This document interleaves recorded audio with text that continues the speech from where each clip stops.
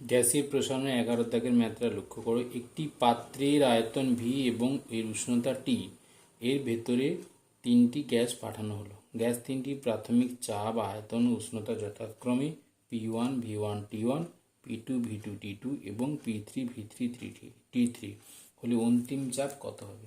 তাহলে এখানে গ্যাসটির আংশিক চাপ আমাদের ধরে নিতে হবে, যেহেতু একটা পাত্রে তিনটে গ্যাসকে আমরা ভরেছি। সেক্ষেত্রে আংশিক চাপ আমরা ধরে নিচ্ছি কত, PA, PB এবং PC। তিনটে গ্যাসের ক্ষেত্রে আমরা আংশিক চাপ ধরে নিচ্ছি। এবারে আমাদের আংশিক চাপ ধরে নেওয়ার পরে তাহলে প্রথম গ্যাসের ক্ষেত্রে প্রথমে তাহলে আমরা কি করব, তাহলে গ্যাসের ক্ষেত্রে আদর্শ গ্যাস সমীকরণ থেকে যেটা আমরা পাচ্ছি, তাহলে P1 V1 by T1 equal to R, সেই সম্পর্ক থেকে আমরা লিখতে পারি। তাহলে প্রথমে আয়তন কত হচ্ছে, আংশিক চাপ হচ্ছে PA ইন্টু আমাদের উষ্ণতা কত হচ্ছে T, পাত্রের ভিতরে যখন গ্যাসগুলো আছে, ডিভাইডেড বললাম PA ইন্টু ভি, আয়তনটা ভি ইন্টু কত হচ্ছে PA into V divided by T, এইটা ইকুয়াল টু আর। তাহলে সেক্ষেত্রে আমাদের কত হবে, প্রথম গ্যাসের ক্ষেত্রে P1 V1, তার প্রাথমিক চাপ P1, আয়তন V1, তাহলে P1 V1 by T1 equal to আর। তাহলে দুটোকে এক করলে কী হবে, PA into V divided by T equal to P1 V1 divided by T1। এটা 1 নম্বর, এটা 2 নম্বর। একই রকমভাবে আমরা তাহলে এখান থেকে করে নিই, PA ইকুয়াল টু তাহলে কত হচ্ছে, তাহলে P1 V1 into T divided by T divided by V, আর এখানে T1 থাকবে। তাহলে এই ভ্যালুটা হচ্ছে PA। তাহলে অনুরূপভাবে আমরা বি গ্যাসের ক্ষেত্রে লিখতে পারি কত হচ্ছে P2 V2 into T divided by T2 into V. PC কত লিখতে পারি, P3 V3 into T divided by T3 into V. তাহলে আবদ্ধ পাত্রে আংশিক মিশ্রণের যে চাপটা, তিনটে গ্যাস যে চাপ প্রদান করছে, তাহলে আবদ্ধ পাত্রে মিশ্রণের চাপ, তাহলে আবদ্ধ পাত্রে মিশ্রণের চাপ কত হবে, P equal to PA plus PB। তাহলে প্রত্যেকটা গ্যাসের যে আংশিক চাপের যোগফলের সমষ্টির সমান হবে। ডালটনের আংশিক চাপের যে সূত্র, সেইখান থেকে আমরা লিখছি। তাহলে এখান থেকে কমন যাচ্ছে T বাই ভি, দেখো T বাই ভি কমন যাচ্ছে। তাহলে P1 V1 by T1, P2 V2 divided by T2, P3 V3 divided by T3। এটা হচ্ছে অ্যান্সার। এবার 12 দাগের ম্যাথটা লক্ষ্য করো। একটি দুমুখ খোলা নলকে একটি পারদপূর্ণ পাত্রের মধ্যে উলম্বভাবে এমনভাবে ডোবানো হলো যাতে নলের মধ্যে বায়ুস্তম্ভের দৈর্ঘ্য x সেন্টিমিটার হয়। এরপর নলটির ওপরের মুখ বন্ধ করে এটিকে x ড্যাশ উপরে তোলা হলো। বায়ুমণ্ডলের চাপ পারস্তম্ভের চাপের সমান হলে প্রমাণ করো যে নলের মধ্যে পারদ half into P plus x dash minus √ of P plus x dash minus 4x dash P centimetre উপরে উঠবে। সেই ক্ষেত্রে আমাদের দুটো পিকচার তোমাকে লক্ষ্য করতে হবে, যে একটা পারদপূর্ণ পাত্র আমরা নিয়েছি। পারদপূর্ণ পাত্রতে যখনই পারদের পাত্রের মধ্যে নলটাকে ডুবিয়ে দিয়েছি, তাহলে এই যে নলটাকে ডুবিয়ে দেওয়া হলো, তাহলে সেক্ষেত্রে আমাদের নলটা ডুবে থাকলে পারদপূর্ণ পাত্রে যখন নলটা ডুবে আছে সেখানে পারদরা নলের মধ্যে ছিল, এবং এখানে বায়ুস্তম্ভের তখন দৈর্ঘ্য কত ছিল, x। এইখানে বায়ু দিয়ে ভর্তি আছে, তাহলে এই অংশটাতে আমার বায়ুস্তম্ভের দৈর্ঘ্য। এবার নলটার মুখে যদি আঙুল দিয়ে আমরা বা কোনো কিছুভাবে চেপে নলটাকে উপরের দিকে তুলতে থাকি, তাহলে সেক্ষেত্রে আমাদের x ড্যাশ সেন্টিমিটার উঠল। তাহলে এইখান থেকে পারদরা আছে, এই পর্যন্ত পারদ আছে। তাহলে যেই নলের মুখে আমরা কোনো কিছু আঙুল দিয়ে চেপে উপর তুলব, তখন স্বাভাবিক কী হবে, পারদ সমেত কিছুটা উপর দিকে উঠবে। তাহলে তখন এই দৈর্ঘ্যটা কত হচ্ছে, actually x plus x dash. আর এইটা আমি ধরে নিচ্ছি যে পারদরা 8 সেন্টিমিটার উঠেছে। তাহলে বায়ুস্তম্ভটা এইটুকু। তাহলে এইখানে বায়ুস্তম্ভের চাপ, আর এটা এইখানে বায়ুস্তম্ভের চাপ প্রদান করছে, বায়ুস্তম্ভের চাপটা। তাহলে এবার দেখো, মনে করি তাহলে নলের প্রস্থচ্ছেদের ক্ষেত্রফল কত। তাহলে নলের প্রস্থচ্ছেদের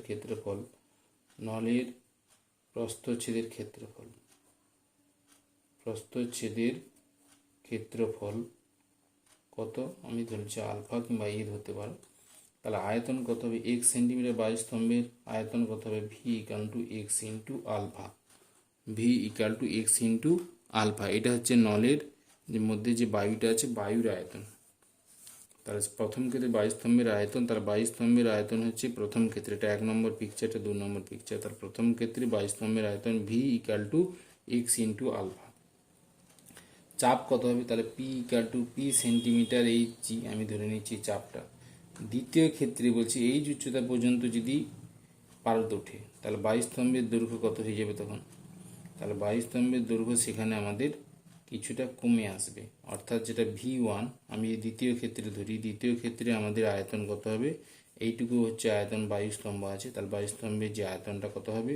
তাহলে x plus x dash minus H, এইচটা হচ্ছে পারদ উঠেছে, তাহলে এই গোটাটা থেকে আমি এটা বাদ দেবো, ইন্টু আলফা করবো, করলে আমাদের মোটামুটি বায়ুস্তম্ভের আয়তন দ্বিতীয় ক্ষেত্রে। দ্বিতীয় ক্ষেত্রে চাপ P2 যদি করি, আমরা প্রথমে P ধরেছি, তাহলে এটা P1 ধরছি, তাহলে P1 ইকাল টু কত হবে? P মাইনাস এইচ ইন্টু, তাহলে P মাইনাস মানে বায়ুস্তম্ভের চাপ থেকে এইচ পারস্তম্ভের চাপটাকে বাদ দিচ্ছি, সেমি এইচ। এইবারে আমরা কি করব? যেহেতু উষ্ণতা এখানে স্থির আছে সেই ক্ষেত্রে আমরা কোন সূত্র অ্যাপ্লাই করব? আমরা বয়েলের সূত্র। তাহলে পিভি ইকুয়াল টু কত হবে? প্রথম ক্ষেত্রে প্রাথমিক আয়তন পি, চাপ হচ্ছে পি, আয়তন হচ্ছে ভি, তাহলে পি ইন্টু ভি। আর দ্বিতীয় ক্ষেত্রে চাপ কত? P1, আয়তন V1, তাহলে P1 V1। এবার পি এর মান আমরা কত? পি, ভি এর মান কত হচ্ছে? X into alpha. আর P1 এর মান কত হচ্ছে? P minus H. আর V1 এর মান x minus x dash x plus x dash minus H into alpha. তাহলে এই দুটোকে আমরা মোটামুটি ক্যালকুলেশন করলে কত হচ্ছে? পি এক্স আলফা, এটা হচ্ছে P x alpha minus plus P x dash alpha minus কত হচ্ছে? P H alpha. আর এটাকে গুণ করলে কত হচ্ছে? Minus H x H minus x dash H plus H square. তাহলে এখানে প্রত্যেকটার সঙ্গে আলফা গুণ থাকবে, আলফা গুণ থাকছে, তাহলে আলফাটা বোথ সাইড থেকে বাদ হয়ে যাচ্ছে, তাহলে পি এক্স, তাহলে P x equal to P x plus P x dash minus P H plus minus হচ্ছে x H minus x dash H plus H square. এখান থেকে পি এক্স কেটে যাচ্ছে, তাহলে স্বাভাবিকভাবে H square equal to minus P plus x minus plus x dash into H plus P x dash equal to 0। তাহলে এটা actually সিদ্ধারাচার্যের ফর্মুলাটা কি? A x square plus B x plus C. তাহলে এখানে এর মান হচ্ছে 1 আর বি এর মান হচ্ছে minus P plus x dash, আর সি এর মান হচ্ছে পি এক্স ড্যাশ, সি এর মান হচ্ছে পি এক্স ড্যাশ। তাহলে এটাকে আমরা সলভ করলে কি পাবো? তাহলে এইচ ইকুয়াল টু পাচ্ছি, তাহলে half into P plus x dash minus root over P plus x dash minus কত হবে? 4x dash P centimetre. এটা হচ্ছে আমাদের নলের মধ্যে পারদ কতটা উপরে উঠছে সেই এইচ এর মানটা আমরা বের করে নিলাম। ভি, এরপর 13 দাগের মাত্রা লক্ষ্য করো। ভি আয়তন বিশিষ্ট একটি পাত্রে টি উষ্ণতায় N1 মোল নাইট্রোজেন N2 মোল অক্সিজেন গ্যাসের একটি মিশ্রণ আবদ্ধ আছে। নাইট্রোজেন এবং অক্সিজেন গ্যাসের আণবিক ওজন যথাক্রমে M1 ও M2। গ্যাস দুটিকে আদর্শ ধরে নিয়ে ওই গ্যাস মিশ্রণের চাপ ও গড় আণবিক ভর নির্ণয় করো। তাহলে এক্ষেত্রে আমাদের আদর্শ গ্যাসের যে সমীকরণ, সেই সমীকরণ থেকে লিখলে আমরা কি লিখতে পারি? তাহলে আবদ্ধ মিশ্রণে N2 গ্যাসের আংশিক চাপ আমরা কত ধরবো? P1। তাহলে আবদ্ধ মিশ্রণে N2 গ্যাসের আংশিক চাপ P1 হলে তাহলে P1V equal to N1 RT। তাহলে এখান থেকে P1 ইকুয়াল টু কত হচ্ছে? N1 RT divided by V। আর অক্সিজেন গ্যাসের আংশিক চাপ আমরা P2 হলে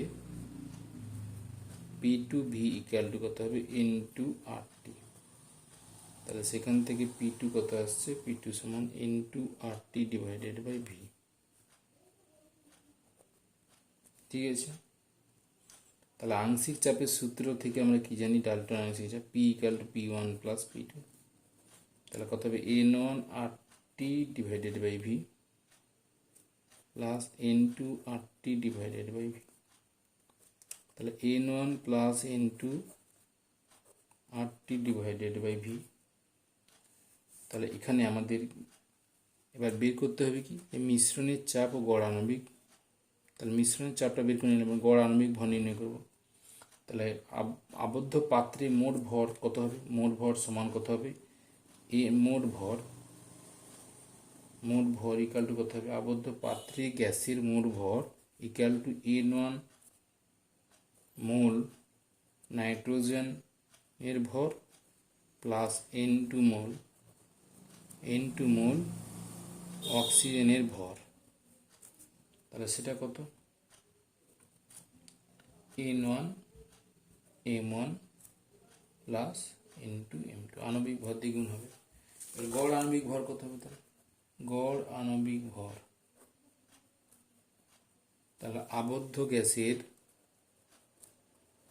গ্যাসের মোট ভর, এটা হচ্ছে আবদ্ধ গ্যাসের মোট ভর ডিভাইডেড বাই কত হবে, মোট মোল সংখ্যা।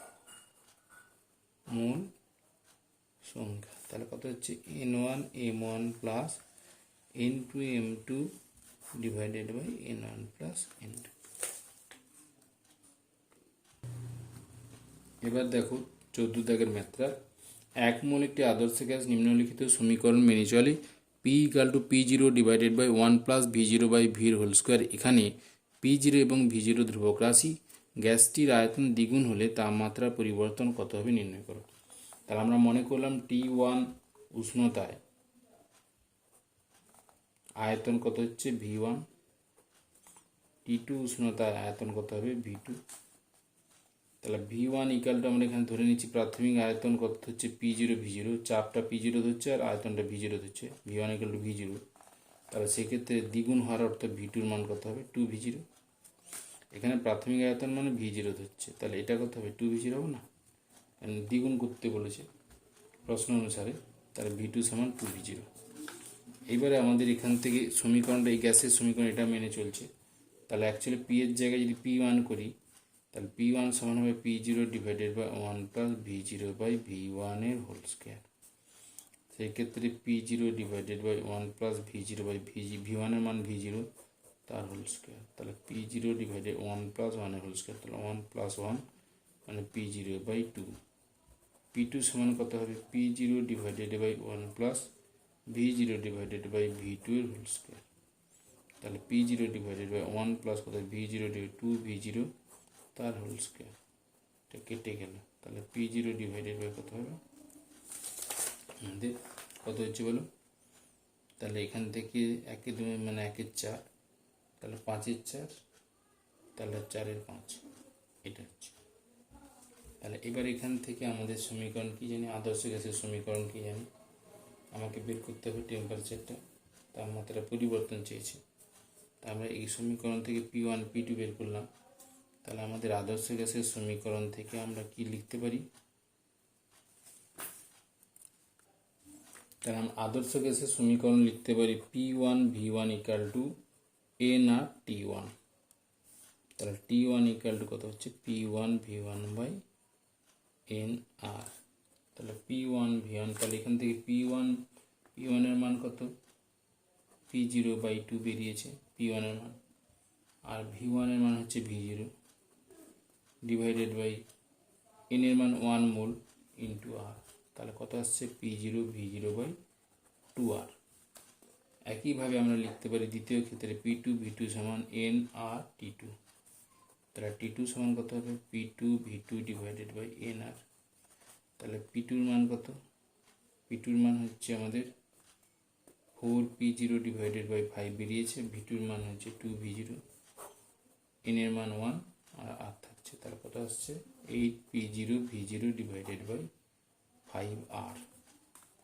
তাহলে আয়তন যখন দ্বিগুণ হলে তাপমাত্রার পরিবর্তন কত হবে, তাহলে T two minus T one, পরিবর্তন, তাহলে 8p0v0 divided by 5r minus p0v0 divided by 2r করলে কত হবে 11/10 p0v0 বাই r।